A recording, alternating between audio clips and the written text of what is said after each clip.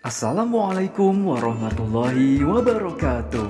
Selamat datang di channel SDIT Bahana Mandiri.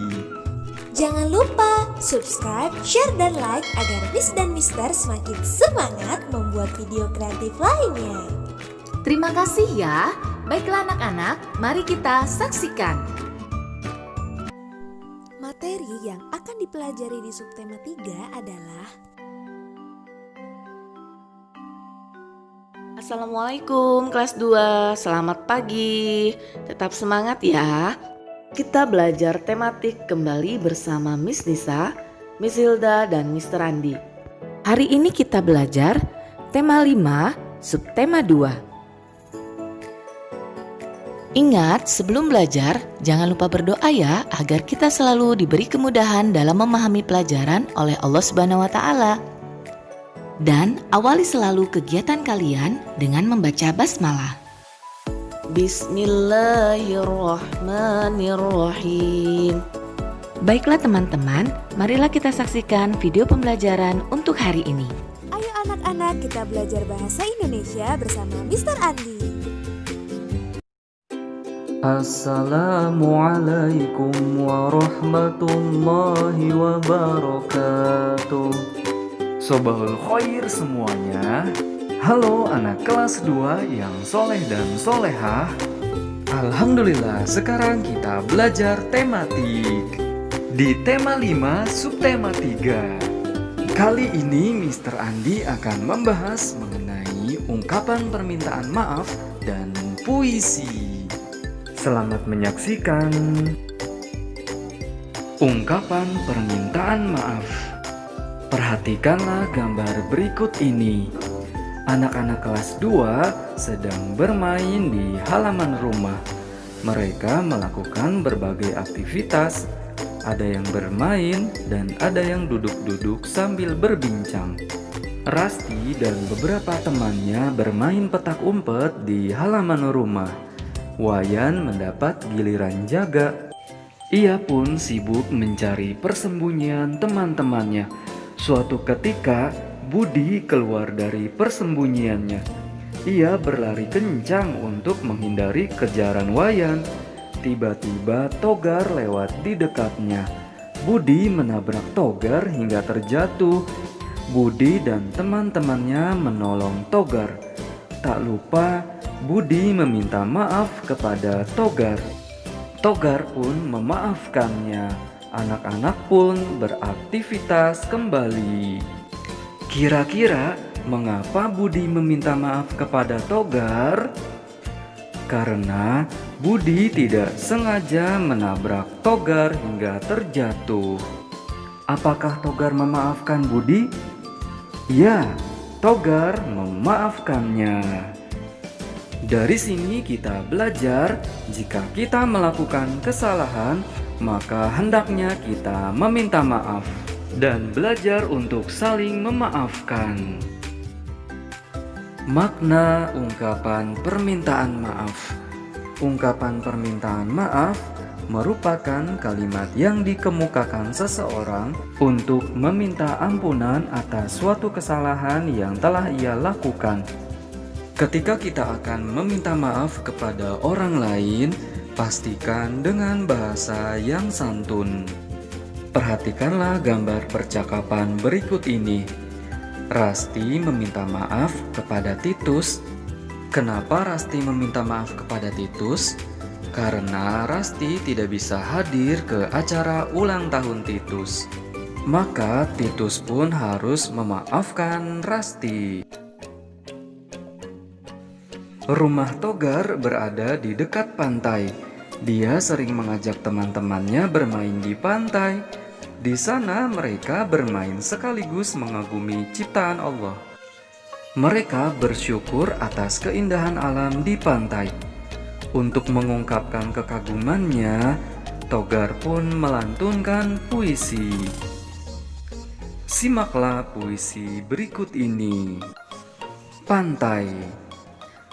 Pantai, tempat orang berekreasi, sangat indah dipandang mata. Ingin aku pergi ke sana. berekreasi dan bercanda ria bersama sanak keluarga.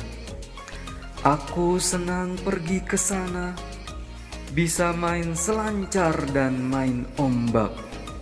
Jika kakiku kena pasir, hangat dan lembut membelai.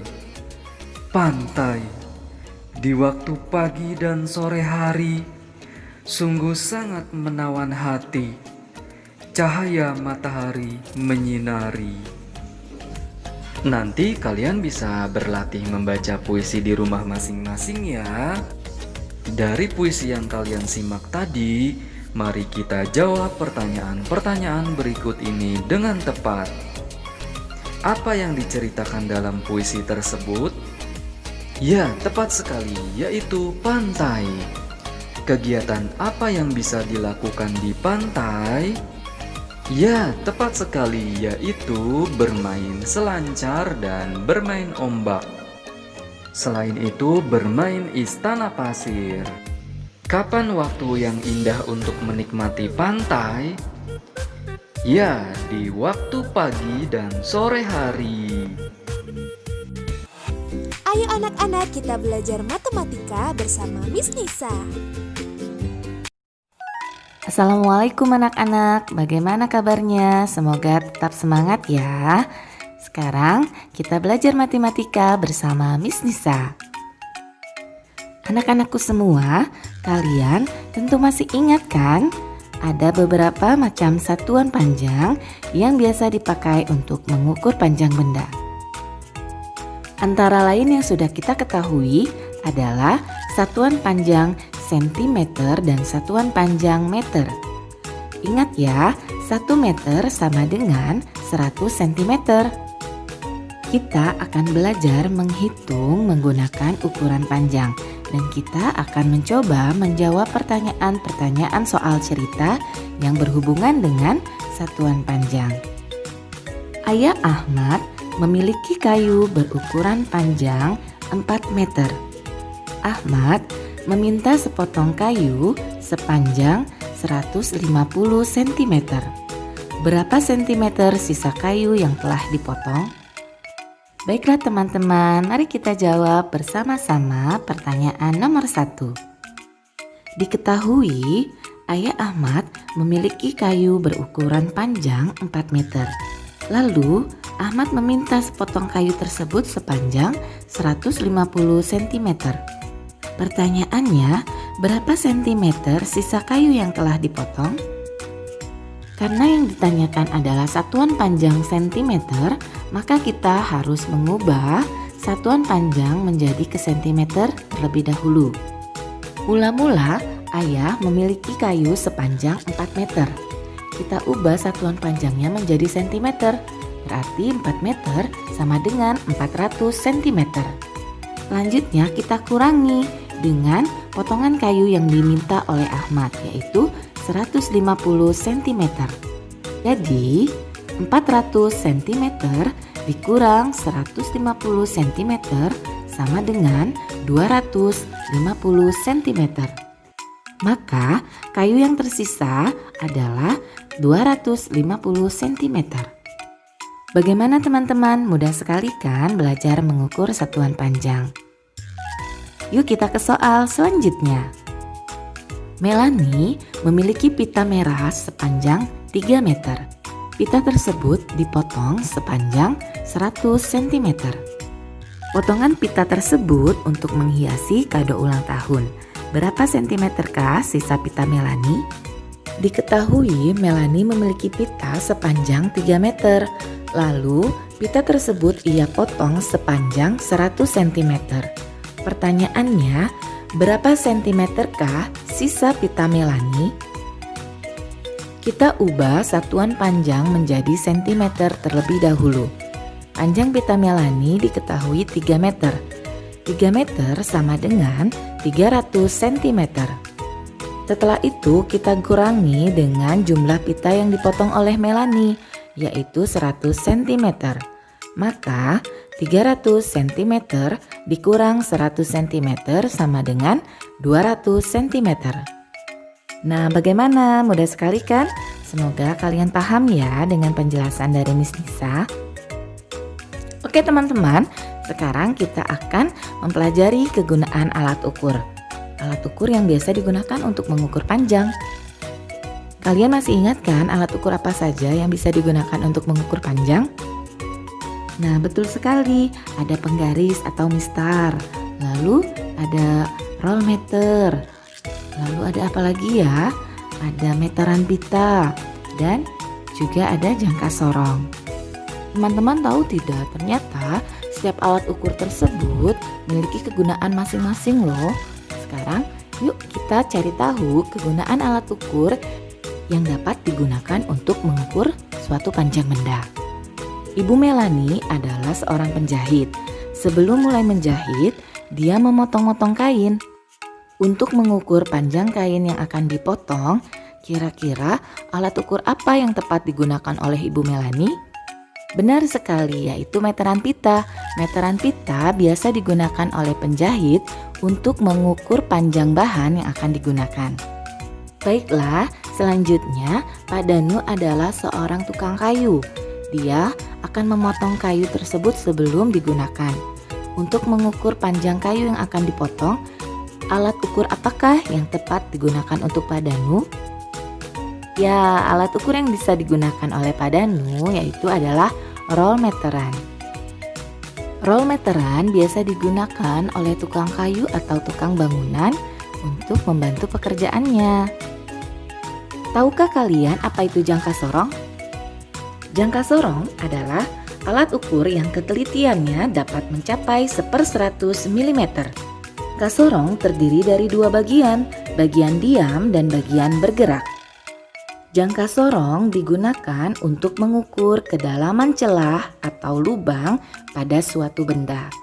Alhamdulillah, sekarang kalian sudah tahu kan macam-macam alat ukur dan juga kegunaannya? Baiklah teman-teman, kita lanjut yuk belajarnya. Hari ini kelas Rasti mengadakan pengukuran tinggi badan. Setelah diukur, tinggi Rasti, Titus, Togar, Wayan, dan Ana adalah sebagai berikut. Rasti memiliki tinggi badan 117 cm, Titus 122 cm, Togar 116 cm, Wayan 109 cm, dan Ana 113 cm. Jika kalian perhatikan, siapakah siswa dengan tubuh tertinggi? Benar sekali, yaitu Titus dengan tinggi badan 122 cm. Lalu, siapakah siswa dengan tubuh terpendek? Benar, Wayan, yaitu dengan tinggi badan 109 cm.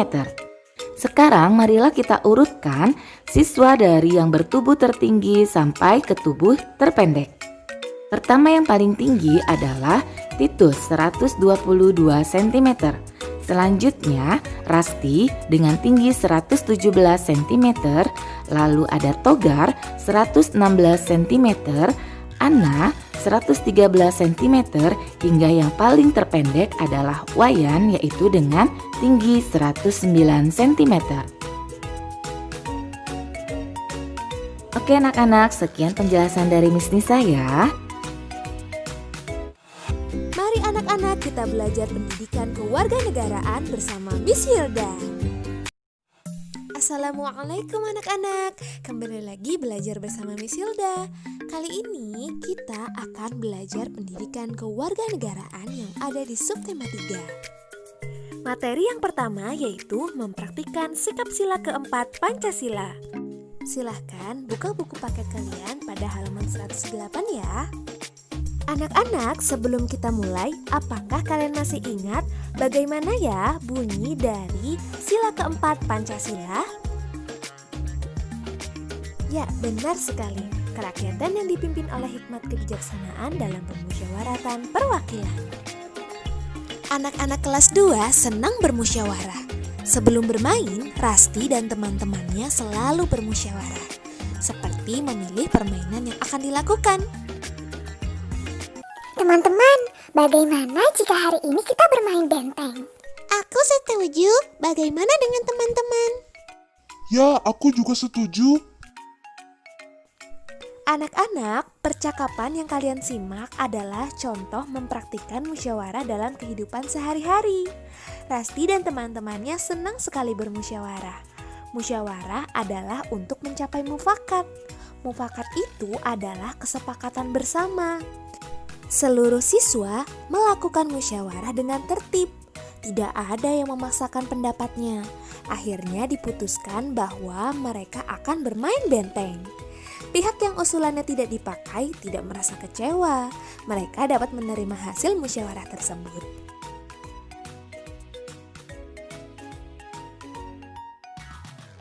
Hai anak-anak, pada sesi selanjutnya kita akan belajar tentang mempraktikkan sikap sila kelima Pancasila.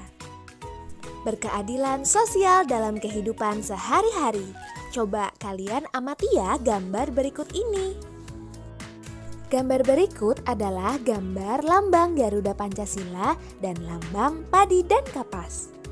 Apakah kalian masih ingat bunyi sila kelima Pancasila? Ya, keadilan sosial bagi seluruh rakyat Indonesia. Sila kelima itu dilambangkan dengan padi dan kapas. Nah, itu ada kaitannya dengan bersikap adil. Bersikap adil itu tidak berarti harus membagi sama rata. Misalnya nih ya, orang tua Melani memberikan uang saku yang lebih besar kepada kakak Melani. Ini disebabkan karena kakak Melani memiliki lebih banyak kebutuhan daripada Melani. Contoh yang lain, sikap adil adalah menolong setiap orang tanpa membeda-bedakan suku, ras, atau agama. Mari anak-anak kita belajar seni budaya dan prakarya bersama Miss Hilda. Assalamualaikum anak-anak, kembali lagi belajar bersama Miss Hilda. Kali ini kita akan belajar seni budaya dan prakarya yang ada di subtema 3. Materi kita hari ini adalah menirukan gerakan alam. Apakah jika kalian di luar pernah melihat sesekali angin berhembus agak kencang? Coba kalian silahkan keluar, lalu cobalah kalian amati pohon yang tertiup angin. Anak-anak, perhatikan gambar berikut. Apakah yang sedang dilakukan oleh anak tersebut? Ya, seperti kalian sedang mengamati pohon yang ditiup angin. Pohon yang ditiup angin bergoyang ke kanan dan ke kiri. Terkadang terlihat bergoyang ke depan dan ke belakang. Bahkan jika angin sangat kencang, pohon seakan-akan ditarik ke suatu arah saja atau memutar. Coba yuk sekarang tirukanlah gerak-gerakan pohon tertiup angin. Rasti dan Togar akan memberi contoh gerakan-gerakan tersebut. Mari anak-anak kita coba mempraktikkan gerakan tersebut dengan menyanyikan lagu Naik-Naik ke Puncak Gunung.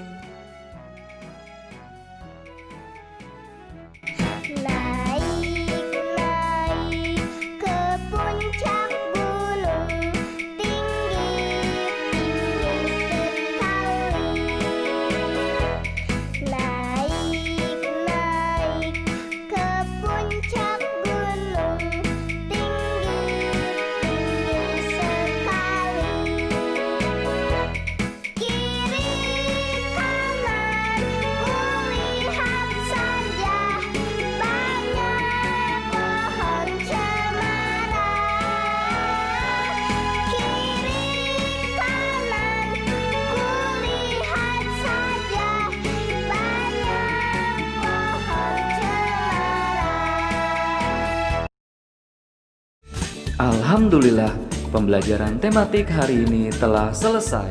Terima kasih anak-anak kelas 2 yang soleh dan soleha sudah menyaksikan videonya. Semoga ilmu yang kalian dapatkan hari ini bermanfaat. Tetap semangat ya belajar dari rumahnya dan tetap selalu menjaga kesehatan. Terima kasih. Wassalamualaikum warahmatullahi wabarakatuh.